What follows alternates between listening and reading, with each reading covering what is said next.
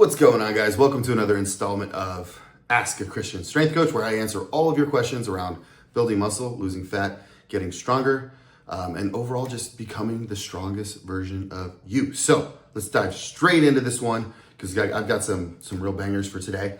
Want to jump in? Number one. All right, this question asks, again, I'm not going to say the name.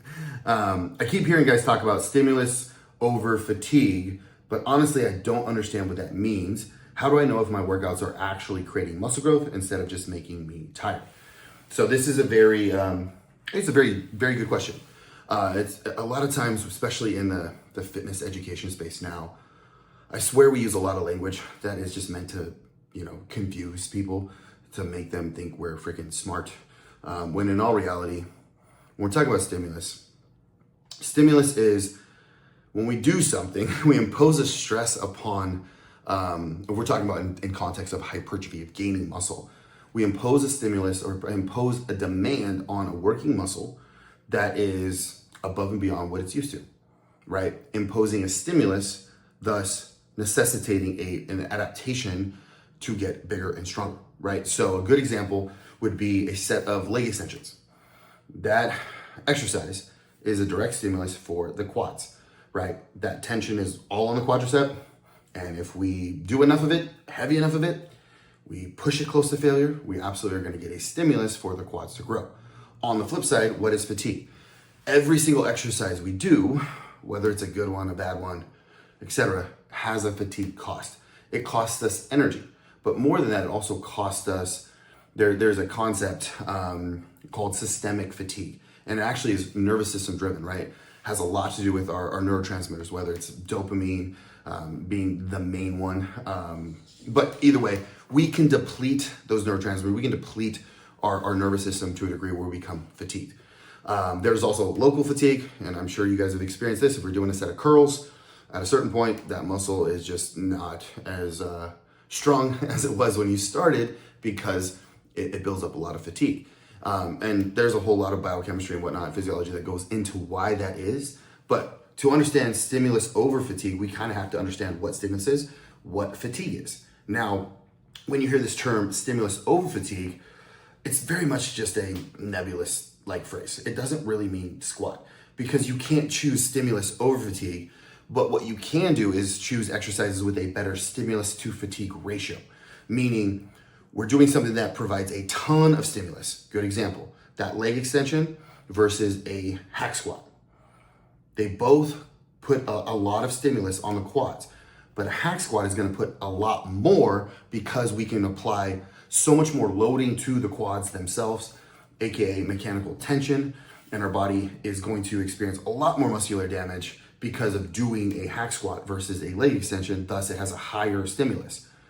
But at the cost of what fatigue, right? So another example would be a deadlift. A deadlift is a very, very total body movement, right?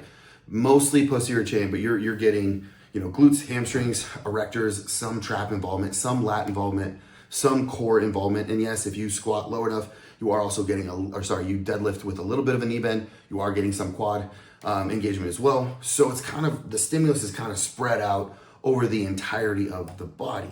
But the fatigue cost is super, super high because when you go balls to the wall on a hard set of deadlift or multiple sets of hard deadlifts, I mean, it takes something from you that a leg extension just ain't gonna take from you. It really saps your energy. It takes a long time to recover. So when we're thinking about choosing exercises with a very good stimulus to fatigue ratio, we're trying to maximize the stimulus we get from any given movement with the lowest amount of fatigue possible. And realistically, this is kind of how bodybuilders train. We see them do a lot of leg presses, leg extensions, hack squats for quads specifically, versus you don't see a lot of guys doing a hell of a lot of back squats anymore. Not that back squats are bad. I love me some back squats, but back squats tend to cause a whole lot more just systemic fatigue than a hack squat. But they offer very similar stimulus ratios, right? So when we're thinking about choosing exercises, we want to choose ones that do load the muscle really, really well, but they don't beat us up really, really bad. So another good example, I'm just going to throw a few at you, so hopefully these analogies make sense. Bench press versus a let's say a converging chest press machine, like the flex leverage, incline press, right? If you've ever used that machine, you know that shit's heavy, but it's almost all on the pecs versus a bench press. Though I do think bench can be a very good exercise if we're doing it safely. We're more in this straight line pattern, and our pecs, our pectoralis major, our chesticles, the main responsibility of that muscle, and muscles are really simple, guys. They only do two things. They shorten and then they lengthen. That's it. The insertion, the origin, right here. So if that muscle shortens, it's gonna pull the humerus to the midline of the body. So any pressing motion we have should have an element of convergence to it.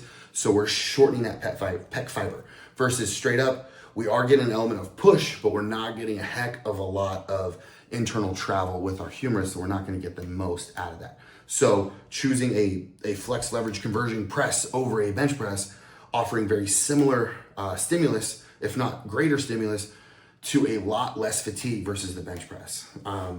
Another really good example would be to, let's say we're doing a bent over barbell row, which is a very popular exercise, versus a chest supported T-bar row. Bent over barbell row, T-bar row, very similar planes of motion. One could argue that the T-bar is a little bit more 45, and if we're doing a barbell row properly, we're probably closer to 90, but still, we're still getting a lot of scapular retraction. Those elbows are driving straight back, so thus that mid upper back musculature is getting a heck of a lot of work on both of those. But the difference is in the fatigue side of it. With a barbell row, you have to brace your core against gravity. And I'm not saying that's a bad thing, but a lot of that bracing happens through the core, the abdominals, the transverse abdominis, all of the supporting structures around the spine. But a big part of that goes to the erectors, which are the lower back muscles, right? And the last thing we want, if we're trying to grow a real big meaty back, is we don't want those erectors to fatigue first. And they're definitely a weaker muscle group for most people, actually for all people. So we don't want that to be the weak link in the chain, because that's what's gonna fail first, right? So if we are doing a row movement, it would suffice to say that maybe choose the chest supported version versus the free weight portion. So hopefully between those three examples, you understand stimulus fatigue ratio and how to go about picking the optimal exercise for you given your goals. Obviously, if you have questions, drop those below and I will answer them in the next episode. All right, number 2, how do I actually know if I'm eating enough to build muscle? Every calculator says something different, and I don't trust influencers who are always bulking. I have a lot to say about influencers who are always bulking. I have a lot to say about influencers in general, but that's not the point of this video, so we're not gonna go there. I do want to touch on the how do I know if I'm eating enough to build muscle. So here's a really quick way. Are you gaining weight? If you're gaining weight, you're eating enough to build muscle. But I don't think gaining weight is actually what the question is after. Or sorry, gaining weight is not what the question really is. Like the goal is not to gain weight. The goal is to build muscle, and ideally limit the fat gain that you are gaining in the road to gaining muscle, right? If we're in a massing phase in general, meaning we have to be eating more food than we're burning, right? The law of conservation of energy, we must be in a calorie surplus in order to build tissue. It is not me, it's physics, don't be mad. So we are going to gain probably a percentage of both muscle and fat. The ideal scenario is try to maximize the muscle and minimize the fat gain. So how do I know if I am gaining muscle, predominantly muscle? This is how I like to go about it. And mind you, I have the propensity to put on body fat a little quicker than the average human. So what I'm looking at here is I want to look at the rate of gain. And I like to average this out over the week, over the month, and over whatever the mesocycle is I'm trying to gain muscle on. So I'll start with the base measure, which is how much weight should I be gaining per week to know that I am building muscle? For me, that number falls between about 0.25 and 0.5 pounds per week. So we're looking at anywhere from 2 to 4 pounds a month, right? If I can gain 10 to 15 pounds in a good 12 to 16 week massing phase, I'm pretty freaking happy. And I fully well know that, maybe half of that is body fat. But again, I put on body fat more quickly than the average person. So I have to be very cautious. Some people can get away with a rate of gain of 0.5 pound to 1 pound a week, right? I know several people that they can get a lot more aggressive with their calorie surpluses. But the point is we have to have an objective rate of gain on a weekly basis on average to know that we are 1000% putting on tissue. How do we make up those calories? How do we establish those calories? And I'm gonna give you a really cheater way here. And this is not a calculator. This is from 15 years of doing this. And you know, if you take estimates and averages of all the calculators, this is probably what you're gonna get. So take your body weight. So let's pretend you're a 200-pound male. Multiply that by 15. That's gonna be a really good place to start. So that's 3,000 calories. If you start at 3,000 calories, split that across 4 to 5 meals a day. You wanna make sure you're getting at least, if the same 200-pound dude should at least be getting 200 grams of protein within those 3,000 calories. The rest, make it up of carbs and fat. I'm a big fan of bolusing carbohydrates because they are a little bit more beneficial for building muscle than excess fat, but that's a little bit more of a personal preference and a digestive side of the equation, which is very personal dependent. So if we just take calories and protein, you start with 3,000 calories, 200 grams of protein. We know that we're getting plenty of carbs and fat to fill the rest of those calories. Let that ride for 5 to 7 days. Track your weight every morning. See what the weight does. If the weight is creeping up in that appropriate quarter to a half a pound a week, all the way up to maybe a pound a week, you know you're in a pretty good spot. If it's not, you simply must add more calories, right? So jump it up by, let's say 10%. So we go to 3,300. Then track it again for a week. See what happens. If it is, again, not going up, or worst case scenario, it's going down, you know, make another 10% jump. Find that number that gives you that appropriate rate of gain. And then all we're gonna have to do is just simply adjust it week to week, or, you know, for me, it's not that often. Maybe every 4 to 6 weeks, I'll have to make a calorie jump because as you get bigger, you require more calories. So it's not a set it and forget it plan. It's just a good starting point for you to start at and just adjust accordingly depending on what your body's actually doing in real time. Just give it 5 to 6 days to really just see what the effect of that calorie and that protein load is doing in your body. Okay, so we're gonna move on to the next one, which is a little bit of a left turn here. So this one is more around the peptide route. So what is your honest take on peptides like CJC, Ipamorelin, or Tesamorelin? Are they legit for building muscle, or are they just expensive hype for guys who don't want to commit? And I'm not sure what they mean by don't want to commit. Okay, so I've tried literally all this stuff. Like back in the early 2000s when growth hormone was not very affordable and really hard to source. It was being commonly faked. A lot of times it was, you know, filled with HCG, which is a fertility hormone that is great for turning your testicles back on after a cycle of anabolics, but not so good for just trying to put on muscle. I tried all this stuff, right? So I tried CJC in conjunction with, they have another classification that they're called the GHRPs, which I think they had like GHRP6, and then the second iteration was GHRP2. And then we started seeing things like Ipamorelin, Hexarelin, and then the latest one is Tesamorelin. They're all part of this, camp of what are called growth hormone secretagogues. So what they do is we take those. They're generally outside of, I think, MK677. They are all subcutaneous, meaning you have to inject them into your subcutaneous layer like you would insulin. They go to the pituitary gland and tell the pituitary gland to secrete growth hormone. And in certain circumstances, especially with like an aging dude, like someone who's, 35, 40 years old or over, when their natural growth hormone production is declining or really low, it will absolutely make a difference. You'll feel it 1000%. You'll sleep better. You will, you'll see some good recovery benefits. You probably won't see too much muscle gain. You might see a little bit more muscular fullness just from glycogen loading and maybe some fluid retention, but it's really, really small. And if it's done for like anti-aging purposes, I could totally see the benefit or the rationale for putting it in. But if it's for legit building muscle, I think it's absolutely a waste of money.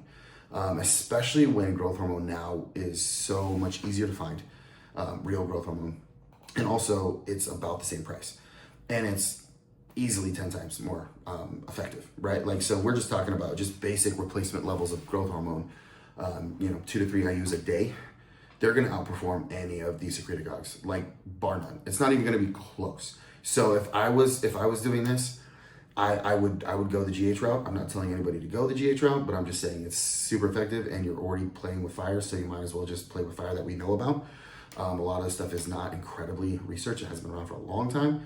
And also the quality of your peptides is a big question mark for me because, like I said, a lot of stuff used to be faked with HCG. Sometimes it's literally just like a protein powder. Sometimes you're just paying for really expensive water. So in my opinion, I would go, if you can get it from a pharmacy, that would be where I would go. But honestly, I would go growth hormone all day, all night, every single day of the week. So that's my thought on that. All right, next one is it true that some guys are hard gainers, or is it just code for under eating and bad programming? Yeah, so in my experience, hard gainers are a thing. Absolutely. It's a very small percentage of people that just have ridiculous metabolisms. You generally can spot them from a mile away. They can eat everything under the sun and never put on an ounce of weight or body fat. Just like on the other side of the spectrum, there are genetic people that they could, barely eat anything and get fat. Like those people exist too. But they're very few and far between. If we're talking about that distribution curve, they're on the very outside, several standard deviations away from the mean. Most of us fall in the middle of the bell curve, right? So when I hear someone comes to me and they tell me like, I can't put on weight, I'm a hard gainer, and then I just start pressing just a little bit. Okay, so man, what are you eating? A lot of times they can't tell you, which is a real first red flag, because if you're not tracking and you're not consistent, how the hell are you gonna know if you're eating enough? Second is what you'll find is a lot of times they just eat a lot in spurts, meaning they'll have 2 or 3 days where they really pound the calories and then they miss meals for like a week. And they'll do this over and over again. Of course you're not gonna make muscular gains. Like muscle gain, I think I have to impress upon this because it's so important to just understand that muscle building is a very long process. It doesn't happen overnight. I don't care what freaking muscle tech ad you see. Not even with the best steroids on the market, you are not gonna see like just rapid ass growth. What you are gonna see is a slow accrual of muscle over a long period of time. If you do these things right, nutrition, 7 days a week, good training, good rest, meaning you're sleeping, very well, you're checking all the boxes, you'll see consistent growth over periods of time. So if we're hard gainers, that means you have to just be even more consistent and you have to eat a lot of food all the time from really good, high quality sources. So that is what I have to say about hard gainers. I don't think that they're not like Santa Claus. They exist, they really do exist. But at the same time, most people that say they're just simply not consistent and they're just not eating enough. And they probably, by the same token, they're probably not training very consistently either. So most of the time I have to start them with just base meal plans, just like everybody else, and work their calories up. And then you find out like, hey, you can actually go from 3,500 calories a day as long as you're freaking consistent 7 days a week. Imagine that. All right, last one.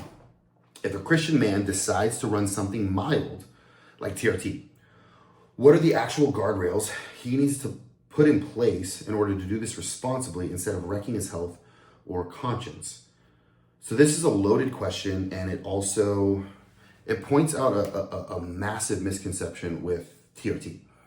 So TRT, I believe I talked about this in the last episode. It is when a doctor gives you a dose of testosterone that brings you back up to the normal physiological range.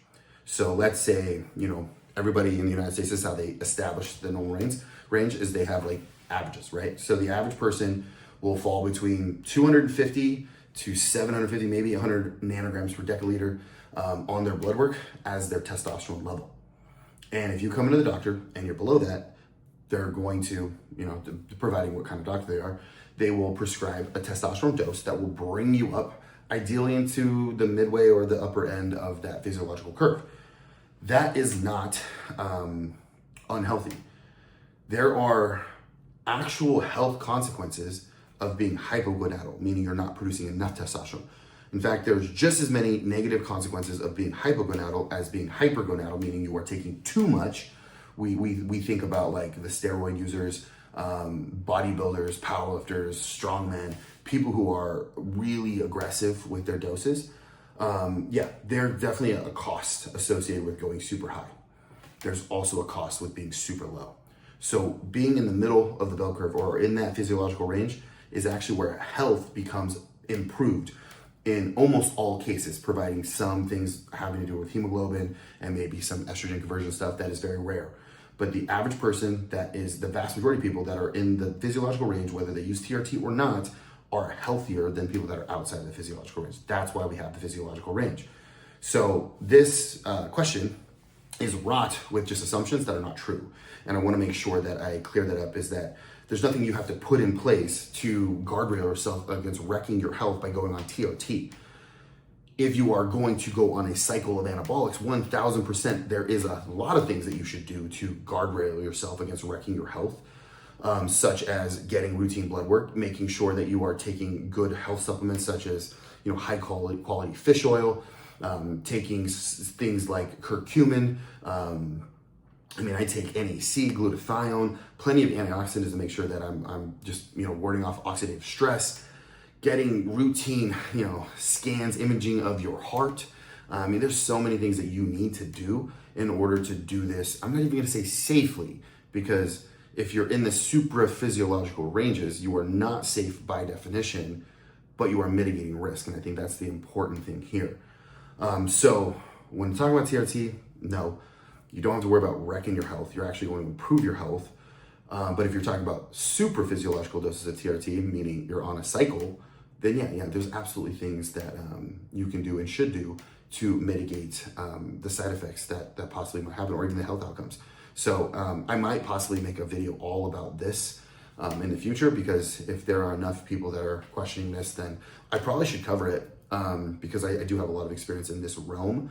But I do want to just clarify again that TRT is not steroids, and steroids are not TRT. TRT is your physiological dose of testosterone, meaning you are not playing with anything that you didn't have in the past. So that is it for this episode of Ask a Christian Strength Coach. Make sure you drop a comment in the comment section below, like the video, subscribe, tell your friends, do all the things that the algorithm wants you to do, because we are trying to reach as many Christian men as possible, so that overall we can empower men to lead better lives and therefore have a better impact on their families and their community and their work and overall everyone. I've always said this, in fact, it's not my quote, but I'm going to say it again, is that when men stand up and be strong, everybody flourishes. But when we don't, everybody, and I mean everybody, suffers. So I'll see you guys next week.